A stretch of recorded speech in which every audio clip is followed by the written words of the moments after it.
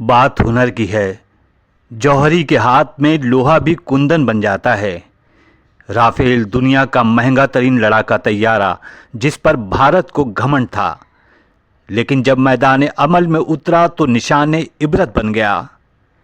ایک طرف جدید ٹیکنالوجی، اربوں کا بجٹ اور بے لگام بھارتی میڈیا کا شور، دوسری طرف باہنر پاکستانی پائلٹ جو اللہ پر یقین کے ساتھ اپنی مہارت پر بھروسہ رکھتے ہیں۔ اور پھر چند لمحوں میں فیصلہ ہو گیا، آسمان پر دھاڑتے رافیل زمیں بوس ہو گئے۔ یہ فتح ہنر کی تھی، حوصلے کی تھی، جذبے کی تھی۔ یہ پیغام تھا کہ میدان میں مشین نہیں، انسان لڑتا ہے۔